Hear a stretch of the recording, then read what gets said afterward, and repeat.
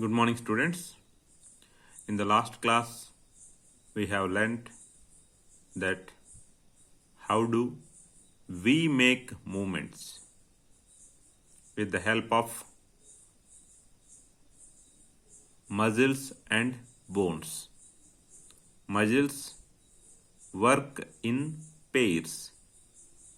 Muscles are attached to bones, and these attached muscles work in pairs. When one muscle is contracted, the opposite muscle is in relaxed condition. The contracted muscle pulls the bone towards its contraction, right? Then opposite muscle, it starts getting contracted. The first muscle gets relaxed. Then the bone will be pulled towards the opposite muscle. In that way, the bone will be able to move from one direction to other direction. So totally movement is resulted. In humans, both muscles and bones are there to make movements. What about other animals? Do all other animals have both muscles and bones or not? We have to learn. If only muscles are there, how the movement is caused? Right? That also we will learn. Here one particular term is introduced to you, that is gait. What it is? Gait. What is gait? Manner of movement. Manner of movement. When we are walking, our left leg is forward and right leg is backward. Assume that. Then what about our hands generally? When our left leg is forward, generally our right hand is forward, right? And our left hand is backward. Means our hands move in synchronization with our legs, but in opposite. In synchronization means as per the movement of our legs, hands also move. But when our right leg is moving front, our left hand is moving front. And when our left leg is moving front, our right hand is moving front. That is the gait of human generally. Purposely, if you want to move along with your right leg, your right hand only has to move front. Along with your left leg, your left hand only is moving front. Means that is your wish. But you have to do it purposely then only. In natural way, when you are moving, don't do it purposely. Natural way when you are moving, normally what happens? Along with your forward right leg, there is a forward left hand. Along with the backward left leg, your backward right hand will be there. Right? Okay. Now, as I already discussed, there are different animals. Some of the animals may have both bones and muscles to make a movement, whereas some other animals may have only muscles. They do not have bones. Let us see the examples. Earthworm, snail, cockroach like animals, they do not have bones, they have only muscles. Whereas birds, fishes, snake, buffaloes, dogs, horses, ourselves, humans, all these type of animals are going to have both bones and muscles. Why I have specifically mentioned these names? Because Your chapter is covering the gait of animals under these names: earthworm, snail, cockroach. How are they going to make their movement? That you are going to learn. In the same way, birds, fishes, snakes, how are they going to move? This also you are going to learn. So the gait of earthworm, gait of snail, gait of cockroach, gait of birds, gait of fishes, gait of snakes. Okay, they have given, right? So why earthworm, snail, cockroach? Because they are the animals which do not have bones. Which do not have bones. So we are taking these three examples for the animals that make their movement only using their muscles. The birds, fishes, snakes, these are the animals that make their movement using both their muscles and bones. So let us learn first about the movement or the gait of earthworm. Earthworm is called natural plow. Natural plow. And it is also called friend of farmer. As earthworm moves through the soil, it opens the soil.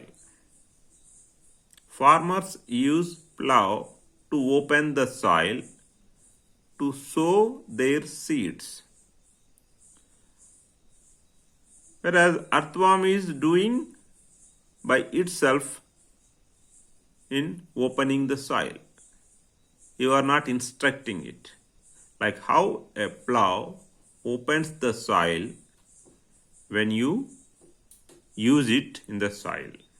In the same way, earthworm, as it is moving through the soil, it opens the soil. Like how plow opens the soil, earthworm also is opening the soil. So only it is called natural plow. Whereas, why it is called friend of farmer? That point we will discuss at the end of this discussion. But remember, earthworm is called friend of farmer. Let us look into the structure of earthworm. The body of earthworm is made up of many rings. You can see these rings here. Okay, right? Many rings. When they are magnified, means enlarged, you can see like this.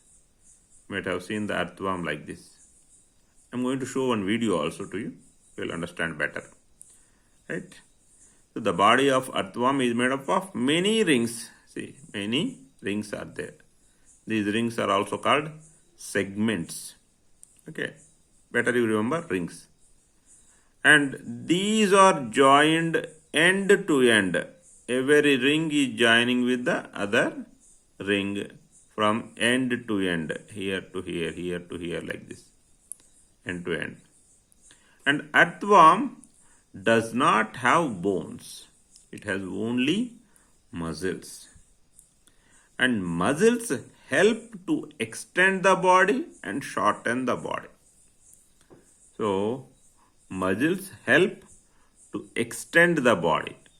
When they are contracted, the body is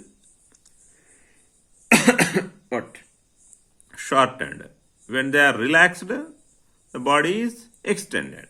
Right? That way, muscles help the body to extend as well as to shorten. Right? See how earthworm is moving. Front portion is holding the ground. Okay, front portion is released. Back portion is holding the ground. Now front portion is holding the ground, back portion is released and moving front. Okay, see, carefully observe how it is moving. Front portion is holding and back portion is released front.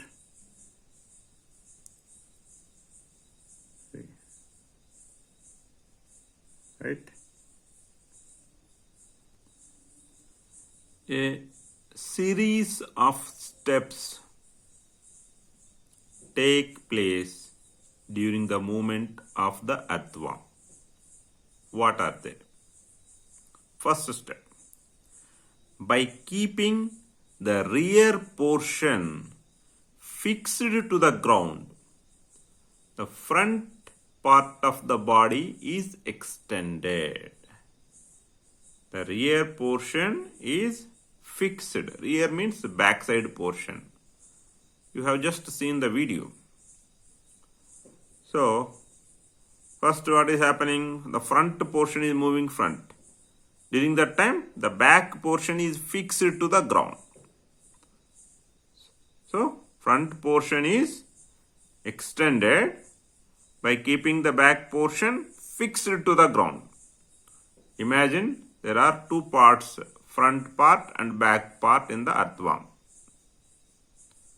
Back part is made fixed to the ground. Back portion, back part of the earthworm is holding the ground in a fixed manner.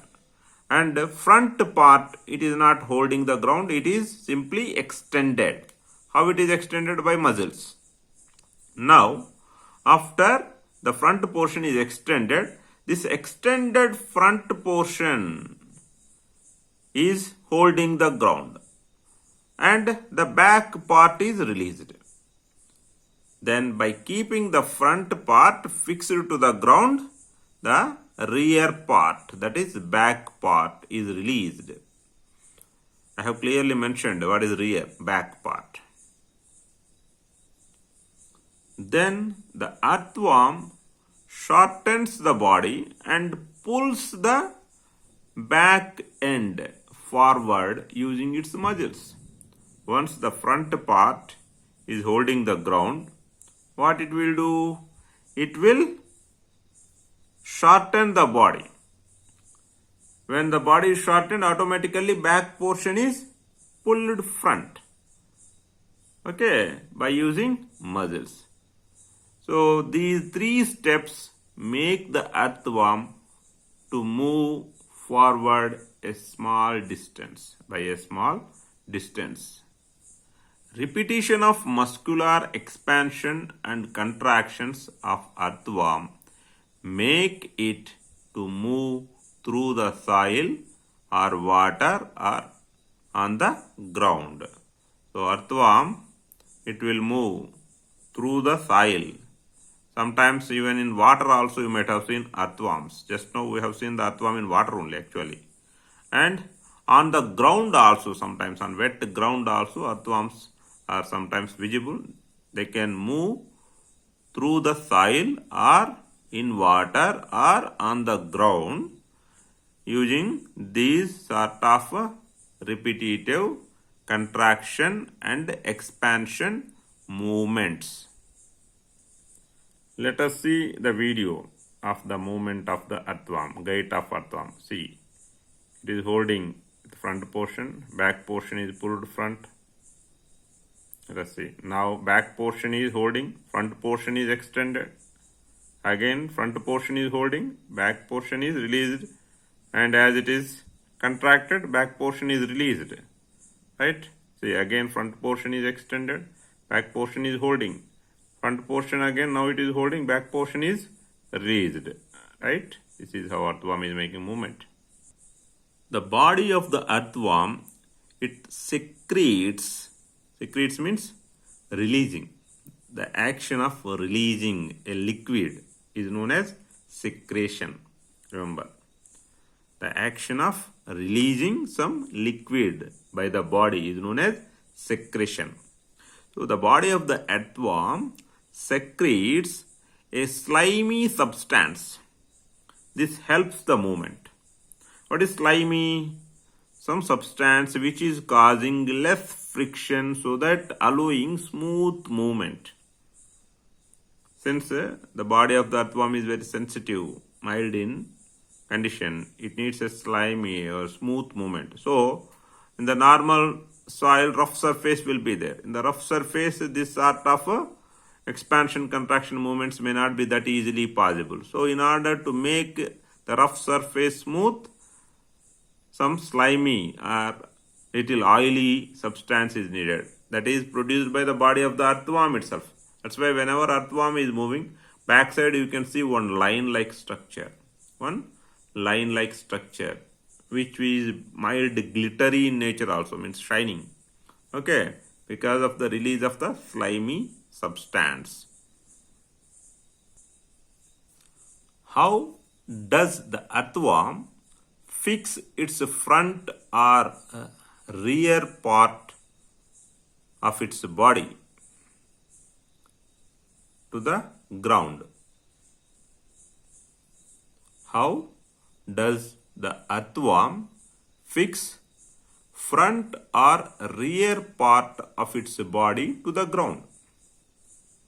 We just have learnt by keeping the back portion of the body fixed to the ground, front portion is extended. Then by keeping the front portion is fixed to the ground, rear portion is released. Then by the contraction of the front portion, back portion is pulled to the front. So in the first and second points, what have we learned? We have learned that the earthworm is able to fix its body, okay, to the ground half the way. Means half part of the body is fixed to the ground. When back portion is fixed to the ground, the front portion is free so that it is extended. When front portion is fixed to the ground, back portion is free and it is released and extended and coming again pulled forward, right? Okay.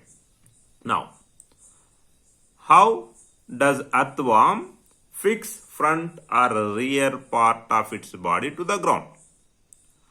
Earthworm has a large number of tiny means very small. Earthworm has large number of tiny or very small bristles. Bristles means hair-like structures. Where are these bristles present in the body of the earthworm?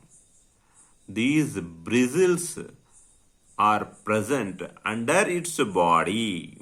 Under its body means in the underside of the body. Okay. Which are projected out. Though they are present under its body, during the time of need, they are projected out. These bristles help the earthworm to get a good grip on the ground. These bristles help the earthworm to get a good grip on the ground so as to hold the ground, right? Okay. And scientifically, specifically to speak biologically, these bristles are called setae. What they are called? Setae. The tiny bristle-like structures that are present in the earthworm's under portion of the body, which help in holding the earthworm body. Okay, holding the ground by the earthworm body. Setae help to hold the ground by the earthworm body, right, during its gait or movement. Okay, so what are these? These are hair-like structures. Where are they present? These hair-like structures are present in the under portion of the earthworm body. And what do? They help the earthworm to get a good grip on the ground, right? We have just learnt earthworm is called natural plow as well as friend of farmer. I explained why is it called natural plow. Because it opens the soil as it moves through the soil. So, like a plow, earthworm opens the soil as it moves through the soil. So, earthworm is called a natural plow. Now, why earthworm is called friend of farmer? The earthworm eats the soil on its way through the soil. It not only opens the soil simply, it eats the soil on its way through the soil. After eating something, majority of the food will be digested and some amount of will be left undigested. What all of us will do, the undigested food, morning we release it. Earthworm, it eats huge amount of diet. How much diet that we take in a day? Somewhere around 2 to 3 kgs in a day. We eat somewhere around 2 to 3 kgs in a day. Whereas earthworm eats the amount of diet which is equal to its entire body weight in a day. So in one day, we cannot eat, my body weight is around some 65 kgs. I don't eat 65 kgs of food in a day. Whereas earthworm, if its body weight is somewhere around some 2 milligrams, or 2 grams or 3 grams, it eats 2 grams of soil. But whatever the food which we eat, majority of the food will be digested. Whereas in the case of earthworm, majority of the food will be left undigested. This undigested food will be thrown out by the earthworm body. The earthworm eats the soil on its way through the soil. Then its body throws away the undigested part of the soil material that it eats. Eating the soil and releasing the undigested soil by earthworm makes the soil more useful for the growth of the plants. Who grow the plants in a large scale? Farmers. And the act of the earthworm is helping to whom? Farmers. So, can't we say that earthworm is a friend of farmer? Yes, we can say the earthworm is a friend of farmer because the act of earthworm, that it eats the soil and it releases the undigested soil. Because of eating the soil and releasing the undigested soil makes the soil more useful for the growth of the plants. When plants are grown in a better way, farmers are benefited more. So the act of the earthworm is benefiting the farmers more. So only earthworm is called friend of farmer. In the next class, we will discuss how the gait of a snail takes place as well as how the gait of cockroach takes place.